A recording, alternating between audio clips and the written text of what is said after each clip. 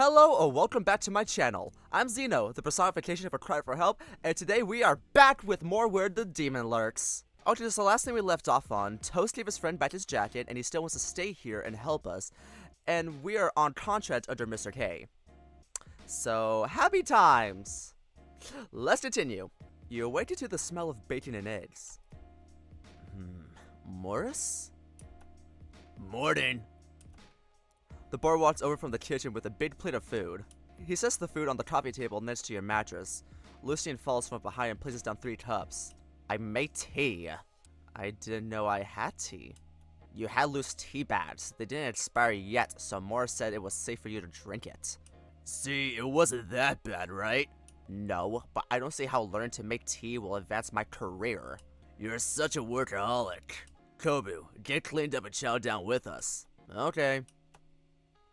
After a reinvigorating shower, you sit down for breakfast with the others. The simple yet filling meal hits just the right spot, especially after last night. However, the steamers of this town seldom rest. Your phone is ringing. Hello? Good morning, Kobu. Your stomach churns, as if it wants to spit out your breakfast. You shoot a wide-eyed stare at Morris and he stares back and nods slowly. I'll be giving out your instructions today. Come by the mansion, bring Morris, and don't keep us raiding. Okay. Junior heads up the call.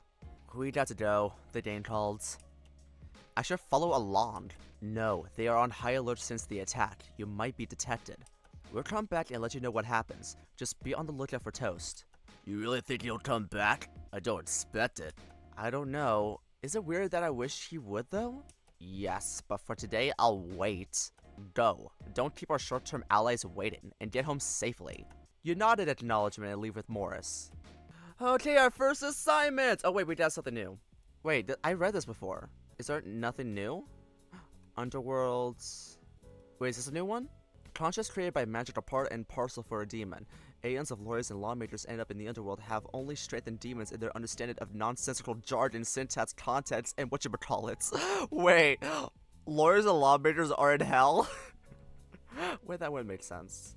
I, like many, have tried to get out of such binding deals, especially with Vendrake, and always ended up with a curse being placed on myself. A flaw, however, is that a magical contract is only as strong as the being who created it in the first place. The stronger the creator is, the harsher the penalty for trying to weasel your way out of the terms. I wonder what are the risks involved in getting into a deal with Mr. K. Well, a deal's a deal, so... figure it out. As Junior and Mr. K await their new recruit's arrival, the duo have one other appointment to attend to. Mr. K stands within his office. A laptop and attached projector sit upon the desk before him. Junior enters the room, having just completed his call to Kobu. Junior, this thing keeps asking if I want to upgrade my antivirus. What virus dares to invade my territory? Just ignore it. It's just an advert asking for more money. Fine, then stop wasting time. Those two will be here at any moment. Junior nods. Junior opens up a messaging application on the laptop and calls someone. A video of a female peacock with big round glasses and enduring a yellow sari appears. Her name is displayed on top of the video. Tanya.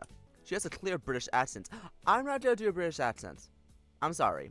I'm not really good with British accents. The only time I was able to do like a decent British accent it was when I was mimicking FKA Twigs when she was talking about what she listens to at the gym.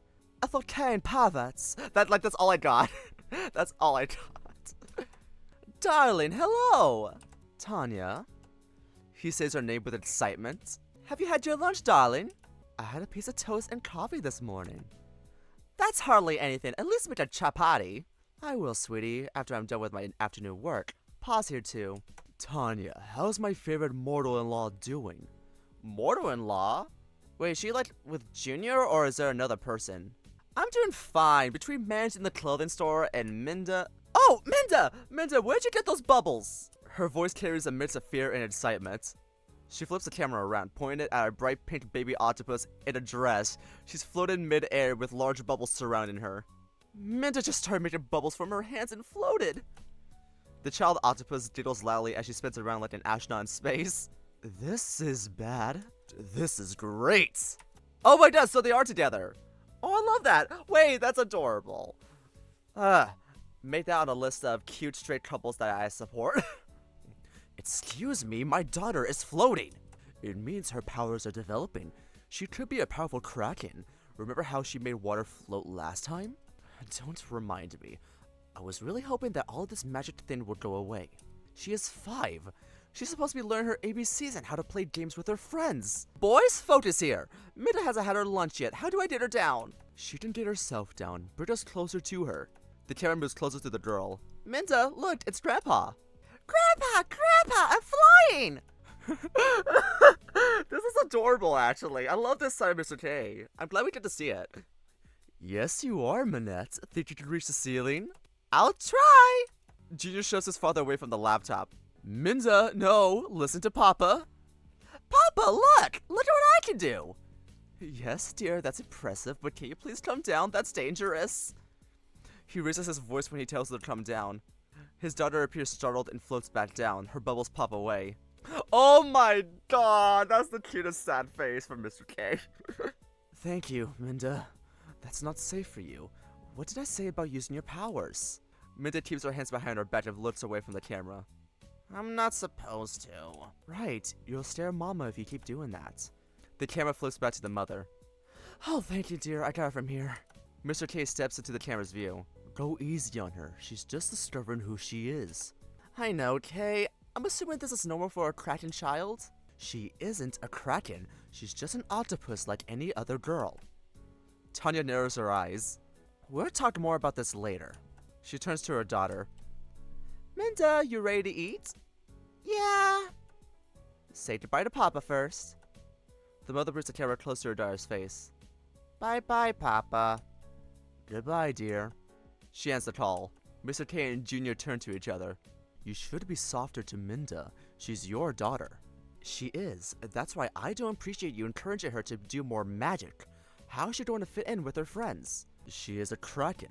Those mortals would be lucky to be friends with her. Kids can be cruel, Pa. You don't understand what it's like raising a child so different. Is it any different than how I raised you? I never had powers, Pa.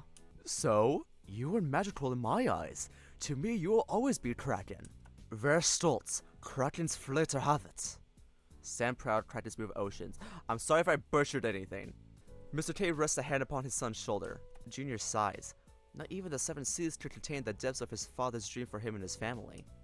Upon reaching the mansion, you and Morris head straight for Mr. K's office. The office is dark and moody. The only light within emanated from a projector and a laptop placed upon the desk. Good, you're here on time. You could have sent a driver. Do you know how expensive it is getting a cab all the way here? Not even our regular members get that. Junior, the laptop is making a weird noise. Huh? You hear the laptop fan blowing faster and faster before completely stopping. The laptop screen turns blue and so does the projector's display. That's very unlucky. It was working fine just now. Bah, technology is never reliable. I mean, that laptop looks pretty old. When was the last time you guys updated? Good tools last a lifetime. Such mortal creations are unreliable. Never mind, I'm casting the call. The Kraken raises both arms. Deep blue seawater swirls in front of you. A curtain of water rises. The shadows of 2 figures form, but only the ones on the left come into clarity. Meow, Mr. K. You did not say you were going to use magic for this call. I would have stared closer for the flowers outside the casino. Save on the water bill. Maki, the laptop broke. Added to the list of assets to replace this month. Maki. That sounds familiar. Was that the person Morris called? If so, what was my voice for that? I have no idea. It's been a minute. Anyways, let's continue. More spending! Great! Desiderium, are you with us? You take notes of these individuals. You reckon Mr. K will only call them after you arrived, if they are key players in his plan. One's a white cat, but who's the other one? You look over to Morris, but he seems unimpressed by the appearance of these monsters. I'm here. Can we get this over with? I am due for surgery soon. My spell isn't projecting your image. Just where are you? In my office. Forgive me, it's not your spell that's acting up. I'm merely strengthening the illusion spell that keeps our identities a secret here, sir. You still do your own quote-unquote surgeries? Just get one of your lackeys to do it. I only do that with the adult patients. Mr. K coughs. As you're both well aware, last night we were attacked. Meow! Definitely not my kind of party. Have you two confirmed that none of the remnants of the cult invaded your locations? The only cults here are those that worship Lady Luck. Hospital security reported no suspicious individuals. Junior steps up next to his father. The investigation team I had sent out to the cult site also found no traces of them, just piles of black hoods on the ground. Their presence here is most unnatural. Were there any clues as to the purpose in Kibbleton? Nothing. When we got there, the hardware was all burnt to a crisp and nothing could be retrieved. Probably Jin's work if his claims are to be believed. Mr. K growls. We'll revisit that mess later on. Onwards to the next task at hand. Junior turns to you both. The fur on your back stands on end like you've just been called out by your teacher in class. Gentlemen, please step forward. Both of you do as he says. Hiss! Junior, what's that doing here? I know we're desperate for members, but did you have to let in every broke-ass riffraff you come across? And who is the lion with him? What the fuck? The cat's animosity towards your partner provokes an immediate response. But one class at Moore's, and you know not to cause a scene. You bite your tongue for now. Maki, I'm flattered you remember me. Everyone, the threat of demons becoming aware of our plans looms ever more likely. They've already invaded Kibbleton. Which I helped to take them out, so you're welcome, Maki. So they do know each other! He was the one he called, right? He was the one he called. Do I have to go back and watch my other VODs? God damn it. That is if I remember what specific part it was on. That's why we're advancing the Demon Lord extermination plan, and we'll have these two to help us reach that goal. New and urgent thoughts surface upon hearing the name of the plan. You muster all your willpower to not show a reaction. Extermination? Wait, they want to exterminate me? No, not me. I'm not the Demon Lord anymore. Am I? No, it's Vendrake they're after, right? Wait, but what will happen after that? I can't let them do that. I have to stop them. A surge of courage compels you to act. I'm ordering all resources to be diverted to the completion of the Underworld Gate and the God Killer. Whoa, you didn't say anything about killing the Demon Lord before. All eyes, visible or not, fall on you. It doesn't involve you both. You can still grab your little friend and leave. But the Demon Lord is all powerful. What's this going to achieve? Morris moves close and whispers. Dude, zip it. It's none of your business. I know, it's just... Mr. K erupts into laughter. This will change the world. You should be thankful. We're getting rid of the executioner of mortal kind once and for all, boy. If I can interrupt, the God Killer is far from completion. Without a trace of the Demon Lord, the weapon is just a plain sword. Even if it was completed, I'm against us wasting what remains of our kind and our souls on a suicide mission. Exactly. Listen to the doctor. He went to medical school. What? Exactly. Listen to the doctor. He went to medical school. Junior shakes his head. I don't want to be the bearer of more bad news, but negotiations with other sanctuaries haven't exactly yielded the best results. Nobody that I reached out to wants anything to do with this plan. Moreover, I don't think we can arm enough people with anti-demon weapons with the funds we have at the moment. Yeah, invasions are expensive. Silence! The gained leader's booming voice shocks all of you. He looks to his subordinates with his chest puffed out in a dominated display. This is not open for discussion. Time will wipe us out if we don't strike now. Zangi is no more, yet his curse still prevails. What? Wow! You said if he died, we'd all be free!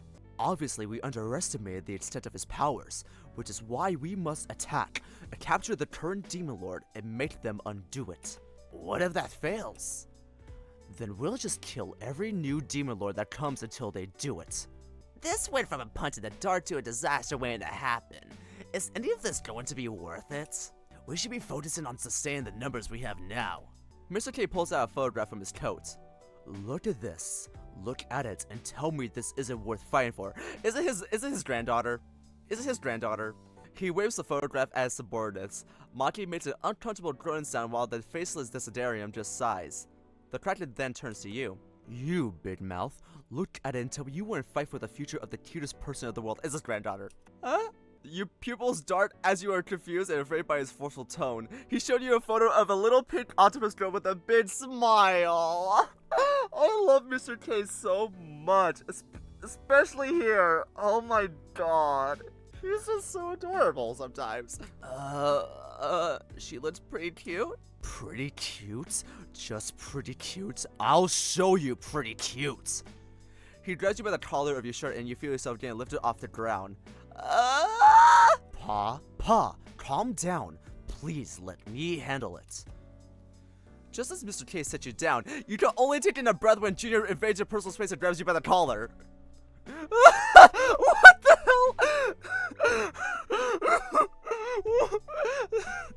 God damn it, I love this. I love this so much. Did you just say that my love and joy, my sweet Minda, is just pretty cute? Take a good look again. Mr. K hands him the photograph. You shiver uncontrollably as he shows you the picture. I'm giving you a minute to reevaluate your words or I'll reevaluate your face. I'm sorry, she's really cute, super cute. Junior turns to your caller. What specifically do you find cute about her? She has a cute smile, please don't hurt me. Damn right she does, thank you for saying so. He shoves you back onto the ground and you run behind Morris. The exorcist laughs. What's with them? I knew I forgot to tell you something. It's okay, I got roasted the same way when I first met them. No more hesitating.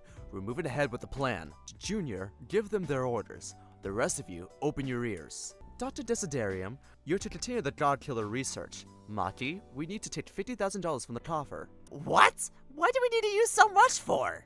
A flash flood occurred yesterday at the town's paddy fields following the non-stop rainfall. The farmers' crops are ruined and will affect the livelihood of many. Wow, this again! How do you expect my casino to profit and every time something bad happens, we have to pay out of pocket to help these mortals? I say we leave them be. If they'll come spend more in my place and make up for what they lost. We need to tend to these mortals like a farm. If we leave them be, the quality of their souls will dip. Members are already complaining that the souls we give them are too flat as of late. It's the taste of despair. More concerning is the fact that there are tons of villagers wanting to leave Kippleton if their families cannot survive here. So, Morris and Kobu will be coming over to pick up the check and deliver it to the representative of the Farmers Association. I'm sure you two can handle simple delivery work. You're in too deep. If there's no way to stop the gang's plan, your only option is to play along until you find a way to stop them, lest your identity be discovered. I'm not complaining if this gets us to the Underworld Gate. Then Maki, I'll meet with you later to discuss our current funds. There's an irregularity in the accounts I'd like to know about. You'll have to schedule a day with my assistant then. I'm busy running a big poker tournament this month. So be it. I'll hand out further instructions as the days go by. One last thing. The demons entering the town are not to be taken lightly. Inform all forces to be on guard and do not engage. We'll leave them to Morris here. Ugh, more unpaid work. That's all. Now carry out your orders. The collapse of the water projection signals the end of the meeting. Mr. Cade exits the room, leaving you with Morris and Junior. Gentlemen, before you go, allow me to introduce you to someone who will be helping you with your work. He taps on his phone and a male griffin enters the office. He moves with trepidation, as though apologetic that his mere presence is an inconvenience. You arranged, sir? Julius, this is Morris and Kobu. Julius is my personal assistant, and he'll be taking you around to do your tasks today. Hey, Julius. The griffin nods meekly. Junior makes his way to the door before stopping to turn around. Julius, please make sure they head out right away. I've scheduled a fitting for them upon their return. You wonder what he means by that, but he's already left the room. Are we gonna get a new wardrobe? Oh! The griffin driver leads you both outside to the same car that took you home yesterday. Where will you be headed to today? Can we take a minute first, Julius? I need to talk to my client in private. Oh, okay. The griffin appears disheartened as he waits by the car on his lonesome. You, on the other hand, get pulled away by Morris. Well, what a morning. You okay? I'm fine, more or less. Why do you ask? I don't know, maybe because it looked like you were really worried about them trying to fight the Demon Lord. Where are your priorities? I mean, come on, he was talking about changing the order of life and death. That's overkill. We don't know how that will impact everyone on Earth. It's still none of your business and none of mine. I'm not getting paid to deal with the Demon Lord. Not that I really think they'll succeed. Jeez, I thought you cared. About people, not demons. His words sting a little. You cross your arms and frown. What's the difference? You're part demon. Morris snorts. I am not a demon. He grips his bandaged arm and growls loudly. His body emanates demonic energy. Whoa, are you okay? I'm fine. Just lost my cool. Sorry, I didn't mean anything bad by it. It's fine. I know what you're trying to say, but there's no such thing as a good demon. But if there was, I wouldn't be here. Look, you want to be a demon sympathizer. That's your own business. But I won't support you if you do. Alright. Let's go. We got a job to take care of. You both return to the driver. And no more talk to demons unless we see one. Demons? Where? The griffin has his hands up guarding his face. Relax, the only demon will be your boss unless we finish this job. Come on, we need to stop by the casino. The car ride is unbearable. Morris won't look at you, much less talk. So, you boys been out to the Templeton countryside before? Nope. You look outside. The concrete walls you used to have been replaced by the lush streams of Templeton's many farms. Far up a hill, you spot a grand-looking building, newer than anything you see in town. You assume that's where the casino is. I'm not really a farm person. Couldn't manage one online even. Hey now, there's tons of things to do, even out here. You got all this wonderful greenery to explore. Stay away from the haunted hotel though. Is it a tourist trap? Yeah, it traps you there and eats ya. Or people have been keeping an eye on that thing for a while. Still no clue how to safely get rid of it. At least it doesn't mess up the casino's daily operations. On that note, go to the casino. Best sit in town. They serve it with the best peppercorn sauce, and it comes with a side of Soul Candy Earl Grey tea. Sorry, that last part is not for me, plus I don't gamble. Oh, right, you're immortal. Sorry, guess it's like cannibalism for you to eat that. Let's not go there. I'm having a hard time as it's trying to stomach the fact that your kind eats souls. Hey, it's how we survive. It's no different than your kind killing and eating the chicken. It is different. Not to us, a soul is a soul. Ahem. I'm surprised the casino didn't change its name when Maki took over. I think he proposed it, but Mr. K and Jr. shot the notion down. Typical Maki. Yeah, they both exchange a laugh. It seems like they are in on a joke you don't know about. The car makes a right turn just before reaching the edge of Templeton, skipping past the so-called haunted hotel. It slows down as it heads uphill.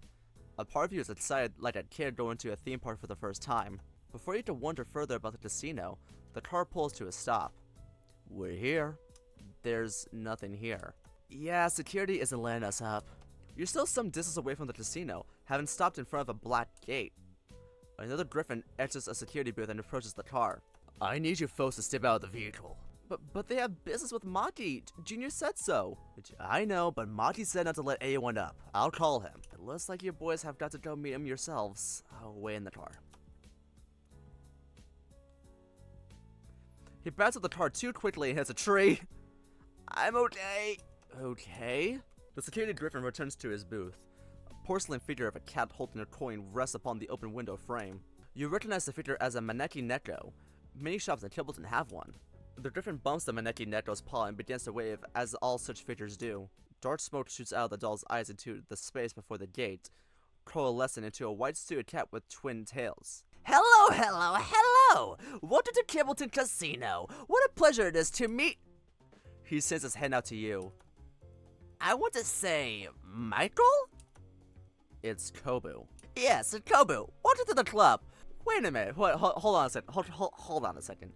Because I know in this game you can change your name. He doesn't have to be Kobu. He can literally be any name you want. So, hypothetically speaking, what would happen if someone named Michael played this game and he put his name down as such? How will this scene turn out? Okay, so nothing happens. There's no like funny Easter egg will happen if you name yourself Michael. Yeah. It would have been so much fun though. Yes, Kobu. Welcome to the club. He zips over and pulls you in close by the shoulder. We need to remember this moment with a picture. Smile! He pulls out a point-and-shoot camera and takes a selfie. The flash blinds you temporarily. It's the middle of the day. Why is the flash even on? Now, can I offer you something to drink? Coffee? With a puff of smoke, he pulls a cup of coffee out of thin air. Champagne? He tosses the cup into the smoke and a glass of champagne comes out in his place. Ahem. Oh, forgot you're here! Monty releases a hold on you and faces the boar. Can we just get the check and go? Yes, it's always about the money with you, the broke exorcist. The cat pulls out a check from his shirt pocket. He jiggles it in front of the boar. Hang on, let me savor this moment. The day you finally fall off your high horse and come crawling back, meow. I don't know what you're talking about. This partnership is temporary until I complete the job. Right, you're too good for all this messy work. The good exorcist cannot possibly spoil his name by working with us. Even after we offered such a hefty bounty for the souls he encounters, he still denies us. How sickeningly rigid. Slithers of demonic power slip through Morris's bandaged arm. You rush over and hold his hand. Hey, quit picking on him. At least Morris stands up for what's right, unlike you soul-eating creatures. Oh, ew, pure love. Love? You both let go of each other. And then they freaked it. It's not like that. Say no more, I'm honestly bored already. Morris, I will see you break one day. I just know you will. Maki drops the check on the ground and vanishes in a puff of smoke. What a weirdo. Morris looks at the ground in silence. Why does he dislike you so much? I don't know.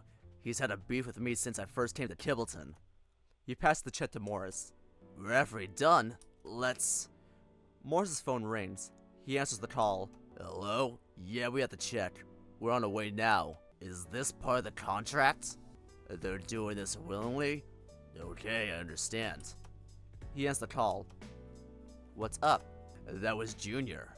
There's a second part to our job today. So it's one of those kinds of quests. What does he want now? We have something else to collect when we drop off this check. I guess we're the game's new errand boys. It better not be heavy.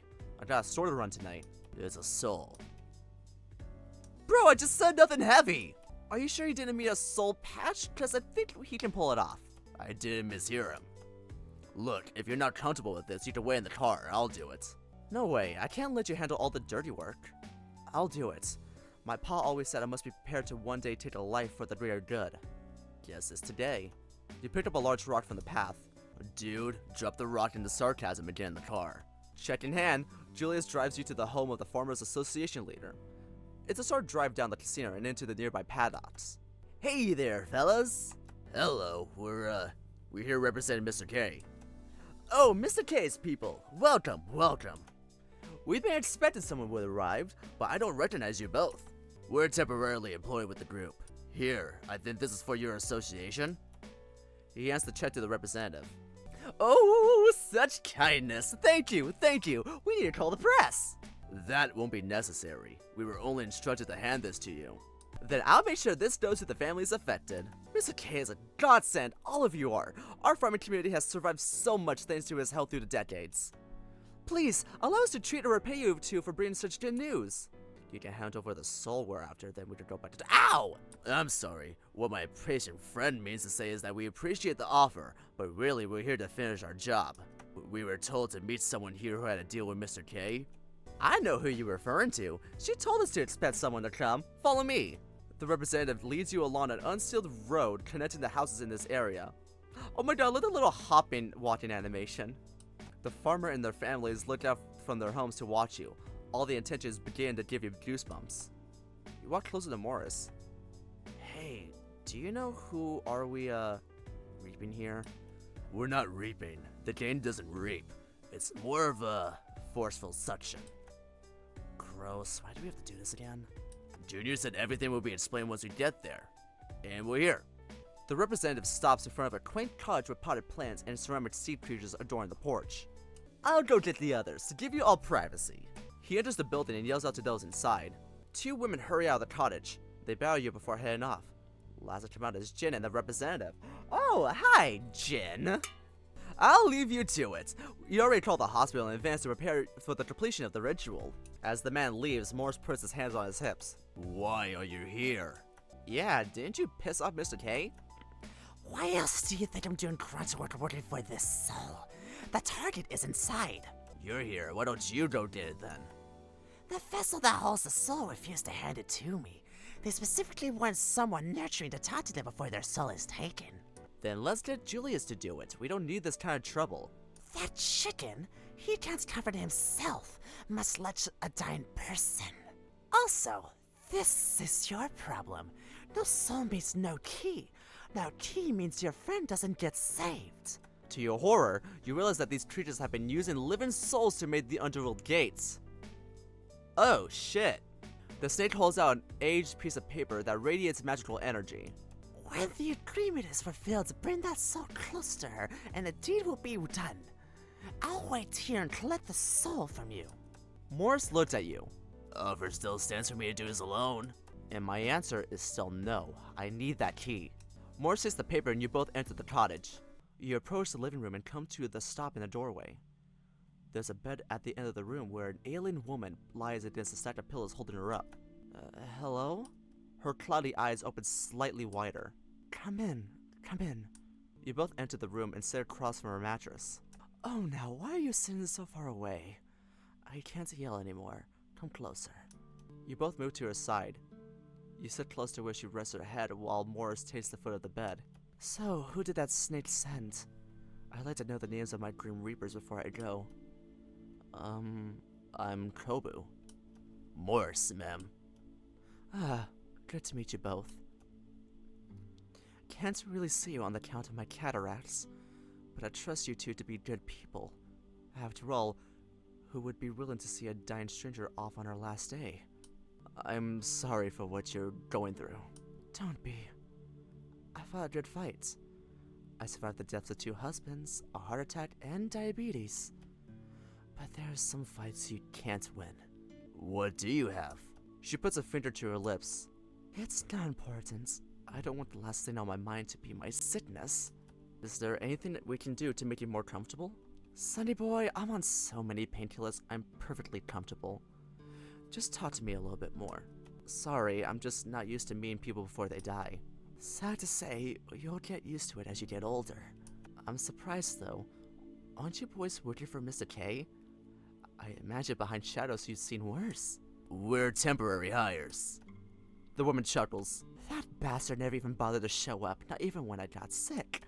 You knew Mr. K? Knew him? I was the previous leader of the Farmers Association, and I was the one who helped him get a foothold here in Kibbleton. That man was terrible at rallying people when he first arrived in the 1960s. He may look intimidating, but there is a softer side to him. I don't know if that's entirely true. He is more otherworldly, I think. Aren't we all? But deep down he cares, in its own strange way. It sounds like you know him well. Does that mean you know that he's... She nods. Since when? Very recently. I had my suspicions when I was younger. It was strange how he could pull off all kinds of miracles, but I can never confirm it. He reached out to me and offered a deal for my soul. So you know what you're giving up? Aren't you scared? You're losing your place in the afterlife. I've never been the kind of person to think about where my life would end. I lived my life protecting these beautiful farmlands, keeping my community together. Mr. K promised that in exchange for my soul, he would continue to support the farmers here and keep Kibbleton going. But your soul is mine. If I can use what's left of my life to protect those I care about, I think it's worth it. Don't you think that makes us interesting? How we're willing to defy heaven and hell for each other? You think of King, and you think of the journey you're on. Yeah, I suppose you're right. Well, I'm parched. Morris, dear, I asked the girls to leave behind my favorite drink. Would you mind pouring a bit of it for all of us? He looks around and locates a brown glass bottle and 3 shot glasses. Whiskey? Of course. How about it, boys? Join me on one last toast? Okay, but you only get a little bit. It's not good to drink while medicated. Oh, it's not like I'm going to be here much longer. He pours 3 glasses of whiskey and hands one to you. Can you hold yours? Yes. He places the shot glass into your weighing hands. What are we toasting to? To a life well lived. To a life well lived. They raise their shot glasses into the air. To a life well lived. The 3 of you call out cheers before you down the drink. You gasp and cough. It's been so long since you drank something so potent. The woman merely takes a sip before setting the drink aside, chuckling as she hears you trying to regain your composure. This takes me back to my youth, managing squabbles amongst the townsfolk and down whiskey with my friends. With my long hair blown in the wind, I was quite the catch back in my day. I don't know what you're talking about. I think you've caught me right now. Psh! You be careful with this one, Kobu. Men like him will sweet-talk their way into your life and leave you penniless. Oh, I know, but at least he has the looks to match those words of his. Oh? Oh? You and the woman share a laugh. She strokes her silver hair, perhaps a habit of hers when her hair shines brighter. Morris clambers over you and to sit next to her. He takes out a brush from his pocket. Mind if I give you a little brush? Go right ahead. Morris brushes her hair carefully. His movements are slow and delicate. You've done this before. Yeah, with my mom. She'd be mad if she knew I'm using her secret brushing technique on another woman. She taught you well. The brushing continues for a few minutes, but there's no need to talk. When Morris finishes, the woman waves to him to come closer, and she kisses him on the cheeks. Thank you. Both of you, I think I'm ready. You take a deep breath. She leans back into her pillows and closes her eyes. Morris pulls out the contract. Upon directing it towards the woman, the contract glows brightly, specks of gold dust flying out and caressing her face. As though possessed by the magic, a bright blue flame leaves her mouth and floats over to you. You hold the soul of the woman you were just talking to. Images of her life you play out through the flicker of the flame. Her youth, her regrets, her secrets, accumulated to her last moments with you and Morris. A familiar sense of no one fills your chest. You feel the urge to impart judgment upon the soul, as though it were such in nature. Kobu? Huh? You look up at Morris. He looks concerned as he reaches out and wipes the tears from your face. I'm sorry, I didn't know what came over me. It's okay. You take one last look at her physical form. She looks peaceful. With that, you both walk back outside. Upon encountering Jin, he snatches the soul from you. No! Morris puts his arm up to stop you from going further. Thank you for your hard work, boys. This will serve us well in completing that underworld gate key. He flicks his hand and the soul disappears like a card trick. Your heart sinks further. Are we done? Yes. You two have played your parts. I need to stay and make sure that the woman's body is disposed of properly. Part of the deal and everything. What a pain. Hey, you don't get to complain. You better treat her body with respect. You don't get to tell me how I do my job. Now get out of my sight. Come on. Morris pulls you away, the boar stepping on the snake's tail as he passes by. Morris, you fucking a-hole! He doesn't let go of you until you're in the car. Julia starts driving, and you're left with a gnawing sensation in the pit of your stomach. What is this feeling? This bittersweet taste seasoned with a hint of guilt? Why am I pulled towards these souls? They don't matter. They shouldn't matter. And yet each one does. Is this how these creatures have been surviving?